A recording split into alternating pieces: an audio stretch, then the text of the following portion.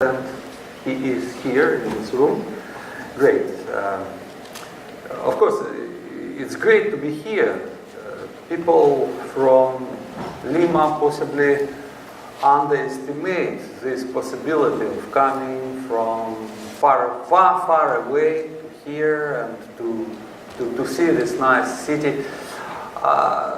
It's great that IMCA exists, and people in IMCA are able and are willing to organize events like this one.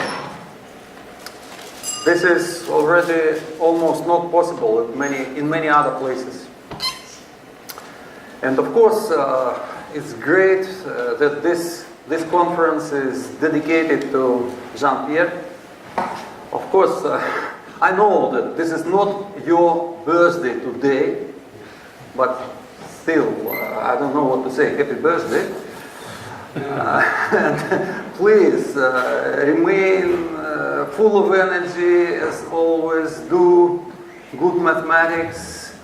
Travel, visit other continents. This is great, and I hope to be able to meet you at some other continent as well, very soon. Thank you. So, okay, today I'm going to talk about error bounds and metric subregularity. Those who work in variational analysis know that these two things are very closely related. Error bounds for real valued functions and metric subregularity of set-valued mappings. The definitions are very similar. The criteria for these properties are very similar. And I'm going to demonstrate the similarity a little bit further. The tools which I'm going to use here, slopes. Primal space slopes are very well known, and they have been used for characterizing error bounds and metric subregularity and metric regularity for many years. Today I want to introduce dual space slopes and recommend them for use in applications and other things. Error bounds, metric subregularity, these are theoretical things which are very widely used in variational analysis, but they also have important practical applications, and actually error bounds were introduced many years ago for actually characterizing convergence rates of numerical algorithms. So these things are related to applications as well. Of course, I will remind the definitions and I will remind the criteria. Please do not expect new striking results in this presentation. I'm just trying to bring some order in what other people do and expose some important, from my point of view, things which are usually hidden in the proofs. The outline of my presentation, I will remind the concepts of error bounds and slopes, and I will also talk about a well-known problem. Metric subregularity theoretically can be seen as a particular case of error bounds. But on the other hand, the criteria of error bounds, which are very well known, cannot be immediately applied for characterizing metric subregularity of multifunctions, because the function which appears in this property is not lower semi-continuous, even if the set-valued mapping is closed. And the criteria, existing criteria for error bounds, usually assume that the function is lower semi-continuous. So in the second part of my talk, I will suggest some extension of this definition of error bounds and the criteria in such a way that after this extension, the case of metric subregularity will be covered. And in the last section, I will really talk about metric subregularity or metric Q subregularity, the Hölder analog of this property, depending on how much time is left, but I'm afraid not too much. This is the definition. So, given a function, an extended real-valued function, defined on a metric space, given a point where the function is 0, the value of the function is 0, we are looking for a set of solutions of this single inequality. Very simple problem, but with numerous practical applications. So, if a point doesn't belong to this set, it would be good to have some kind of estimate how far this point is from the set of solutions, and to have this estimate in terms of the value of the function itself. So f plus here has the usual meaning, maximum of f of x and 0. And I'm talking about the local property. This inequality holds for some positive tau and for all x near x bound. This is error bound, local error bound. Okay, so this is the property. This is an illustration, two simple functions. In both cases, this set SF is the negative half line. In the first case, we can get this estimate, this linear estimate, and even we can take tau equal 1. It's not difficult to check. In the second example, we can't get this estimate because f of x goes to 0 much quicker than x goes to 0 from the right.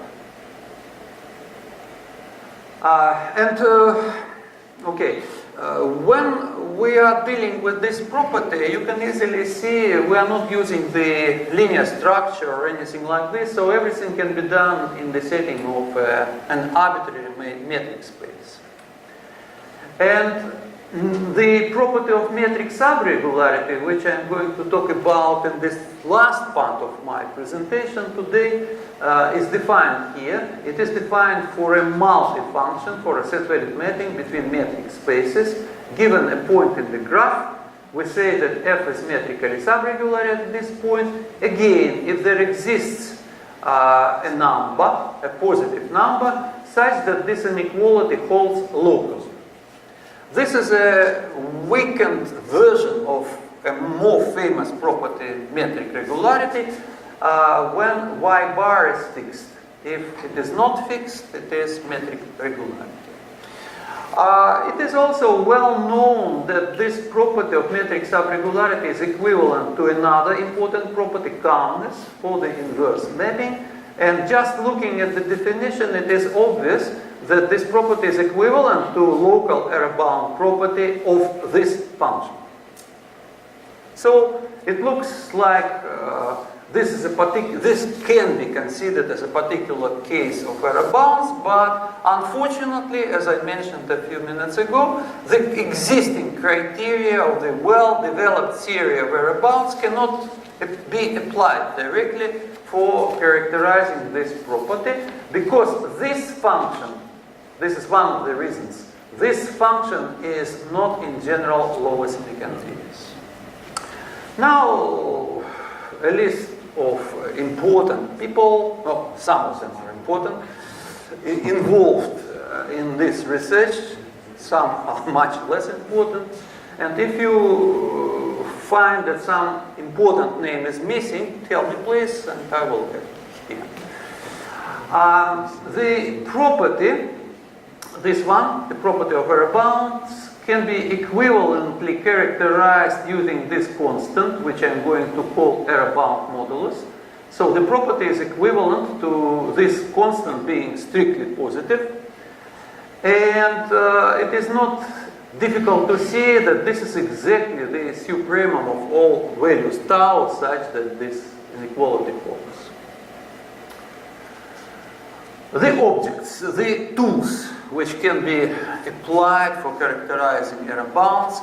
For many years, this concept has been used for characterizing error bounds and many other properties. It was introduced more than 30 years ago, And again, everything is in metric spaces, no linear structure. This is basically the maximal rate of descent of the function at the given point x. Here plus has the usual meaning.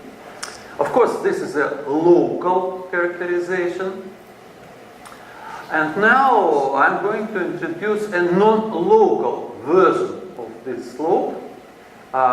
Here and later I will use this sign of rhombus for non-local constants used in this report.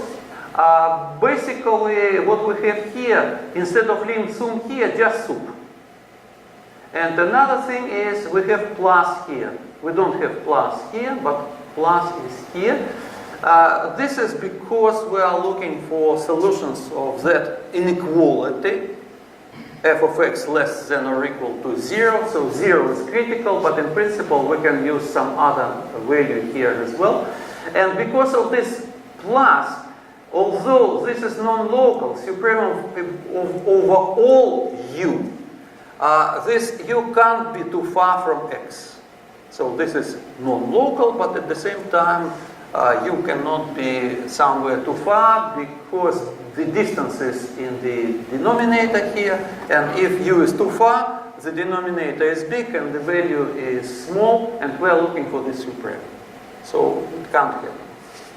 Now, strict outer slope and strict uniform strict slope. What do we have here? When characterizing error bounds, in particular, it's not enough to compute just this constant. We must know values of slopes at all points nearby. So it is convenient to use something like this. Here we have lim inf over all x going to x bar.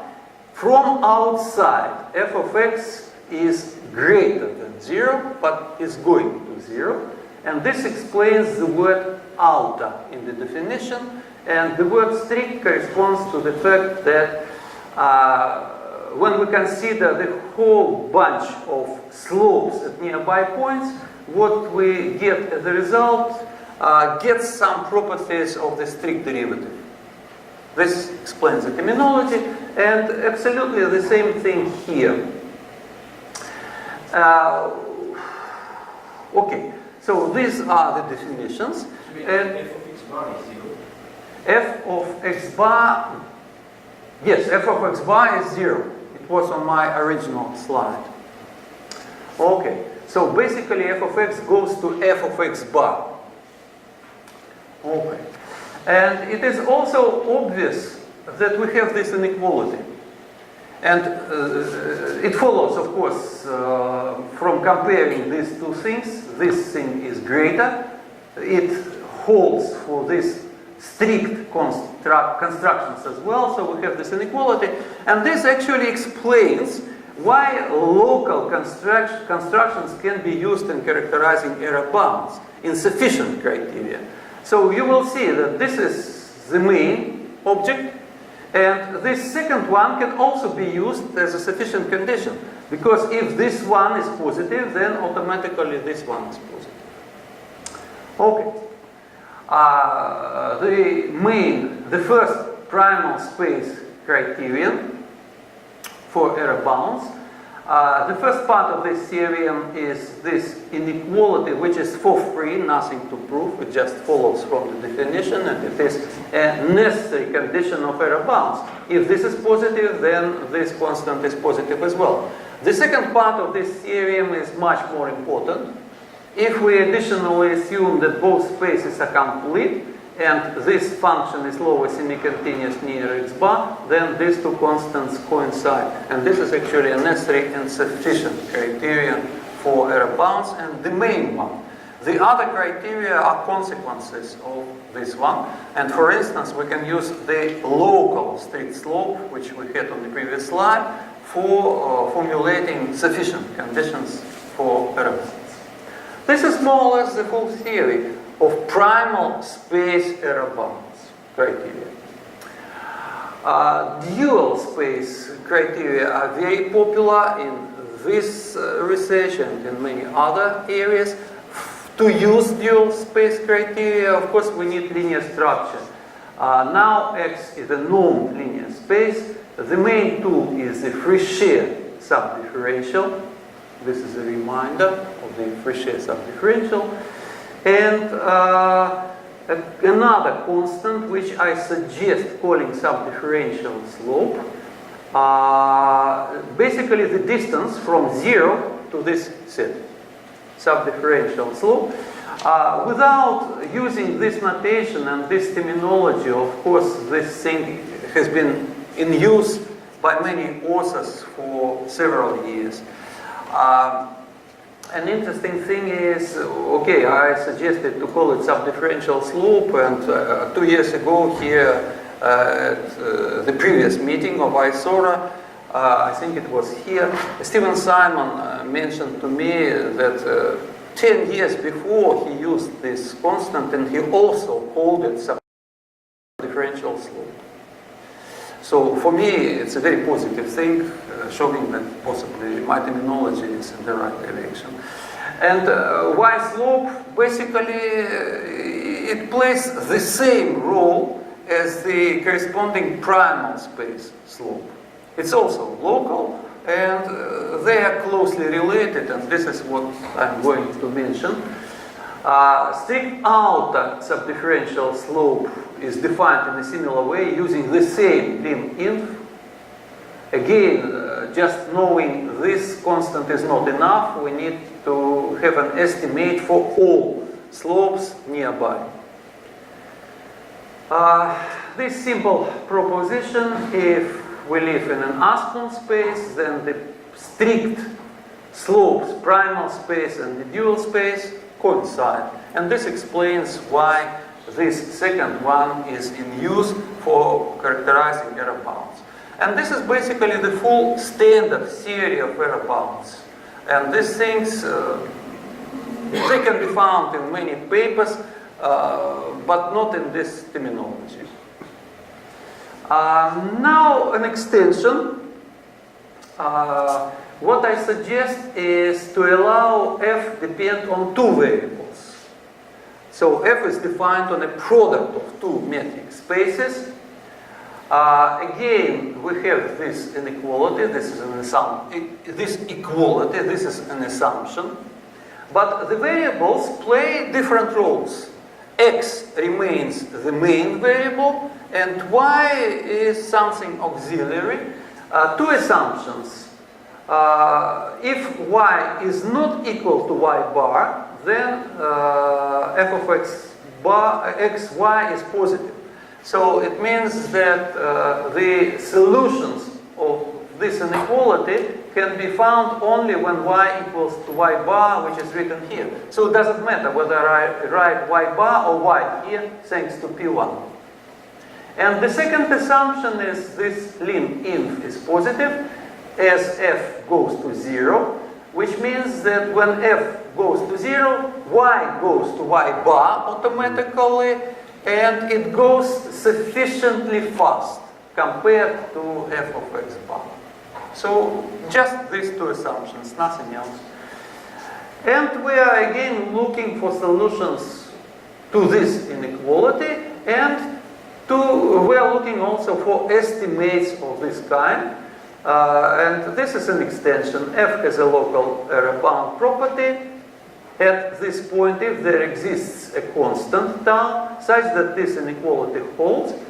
And now look, I require this inequality to hold locally with respect to x, but globally with respect to y. Nothing new, as I said. In proofs, people use this type of things, but normally they're hidden somewhere in the proof. I am trying to expose them. So that's basically it. And all criteria can be easily extended to this slightly more general case. If it happens that f doesn't depend on y, we obtain exactly what we have in the standard setting in terms of definitions and in terms of criteria. So the error-bound modulus can be defined this way, and the property is equivalent to this constant being positive. Now, a trick which has also been used by many authors, we have two spaces, and we don't have to always use the standard distance. It is sometimes useful to have this non-symmetric distance depending on some parameter rho. Some people prefer to use sum. I prefer to use maximum here. It's not that important. Okay, so having that, the distance depends on rho.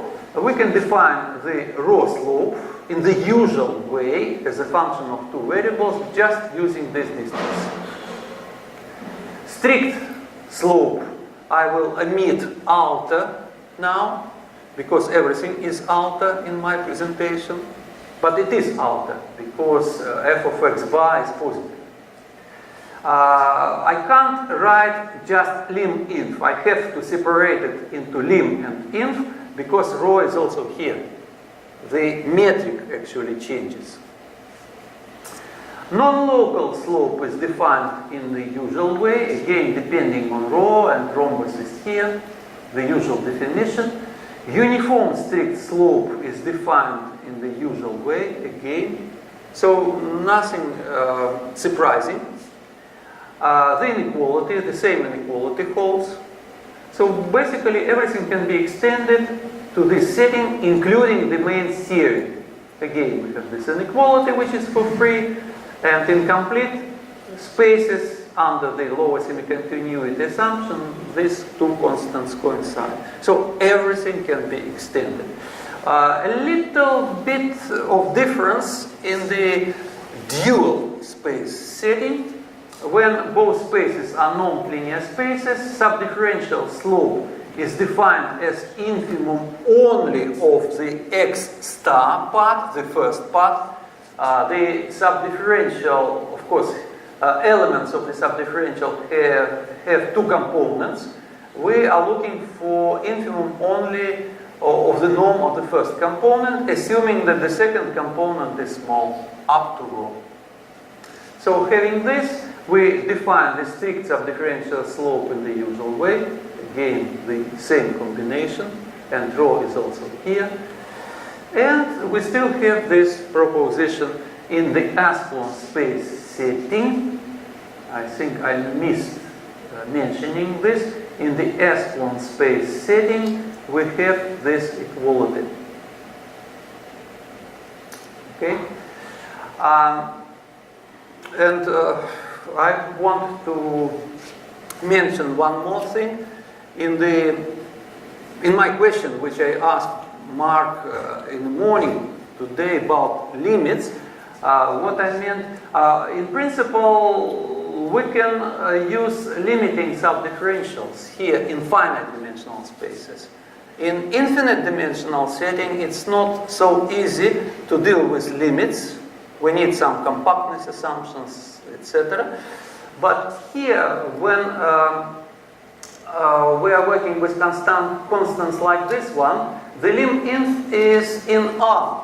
No problems in the real line. No problem with limits, and everything is working. This is what I meant when I said that I didn't like limiting objects very much now compared to how I liked them, say, 20 years ago, 30 years ago. Oh, more than that, unfortunately. Sorry. Anyway, so we have the full theory, but I don't have much time. This is the main problem. So subregularity and even Q subregularity, the setting of metric spaces, the set value mapping, and Q between 0 and 1 included. This is the property. Compared to usual metric subregularity, we have Q here. It's easy to see that this property is now really a particular case of this extended version of error bounds for functions of two variables. I suggest defining the function this way. And again, this is nothing extremely new. Many people used this trick in the proofs. Now I want to expose this thing. And it is easy to see that this SF set for this function, the only inequality, is exactly f minus 1 of y bar. So this allows us to use all the definitions, criteria, and apply to this setting and to really characterize this property of metric Q subregularity. The subregularity modulus of order Q is defined this way. This is a particular, this is actually a realization of the corresponding modulus for F.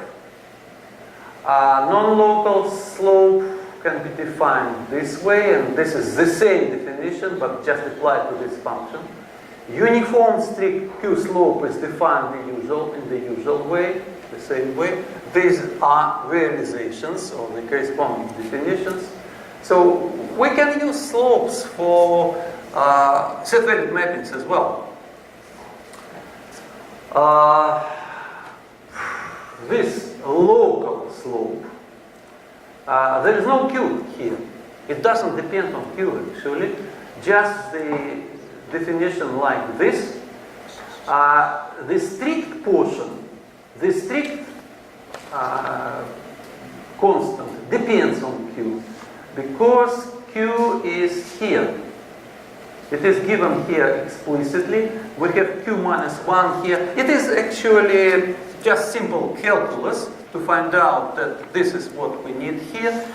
And if y goes to y bar, this goes to 0, but Q mi is less than 1. So this is actually in the denominator. We have something going to 0 in the denominator. This means that we can allow this thing to go to 0 as well. So this is an extension and it can work. The inequality is like this. Now we have Q explicitly here. We don't have it here, but we have it here. And strictly speaking, this is not the realization of the corresponding constant for F. This is the realization. But since Q is a constant, which is always positive, I removed it from here.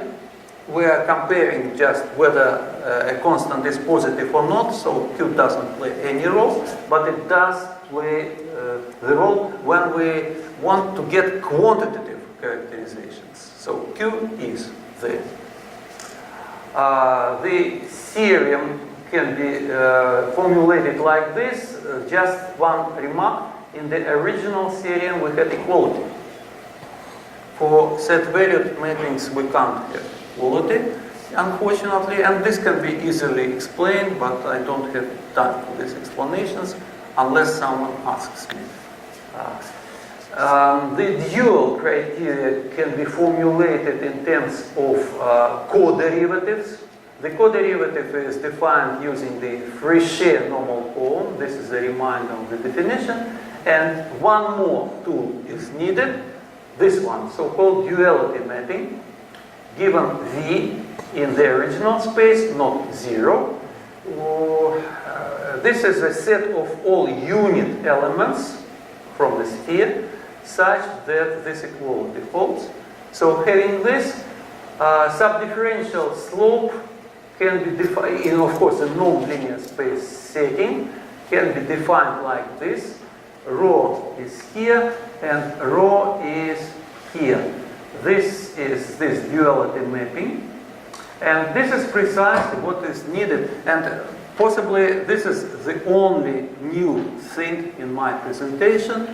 The dual criteria for the metric subregularity property can be formulated using this strict subdifferential slope. Again, this part is a part of simple calculus.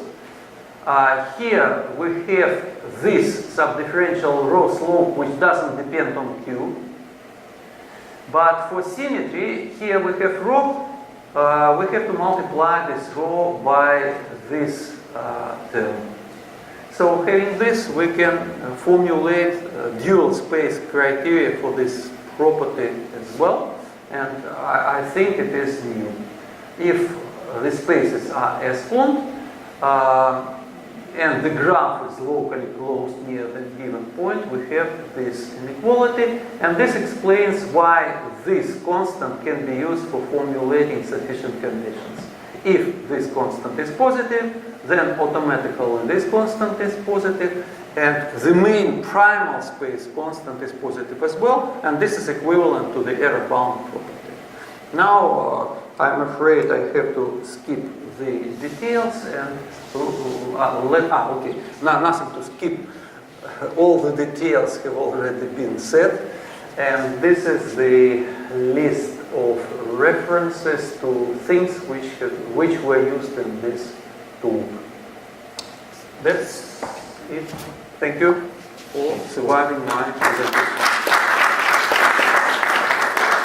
I understand that it was not an easy job to follow all these numerous constants, but all of them can be found in these publications, and believe me, it's not that difficult. Everything is pretty simple. Okay, some question? Yes, please. Yes. I would like to go back to your property P1, P2. I imagine that if you focus on by function of two variables, is it that you have in mind eventually that this could be used for reformulation of other problem that is going to equilibrium, what is sometimes called equilibrium problem, looking to points where this f of xy is less or equal to 0 for points moving in a set, and by this way to provide error bonds for those reformulation of problem. I'm thinking, for example, of VI. You have the representation function for the VI, thus you can transfer this VI problem in terms of bifunctions, and thus equilibrium problem. And thanks to your study, you will be able to provide some kind of error bound to the solution set of those problems. Did you have this in mind? I didn't, but it's good that you said this. You asked the question and you answered it, which is a very good thing. This was the introduction, because my question is, if I am thinking to those precise f, do they fit those P1, P2? I hope so. As I said, I'm not very well familiar with variational inequalities, but you are an expert, and since you say that it can be done, I believe it can be done. What I really had in mind is the distance function. The distance function obviously has all these properties. And in the reformulation of the metric subregularity in terms of error bounds, I just used the distance function to the power q.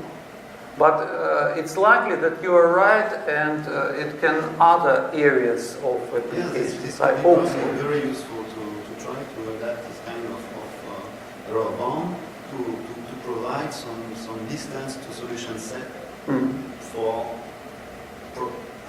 reformulating problems.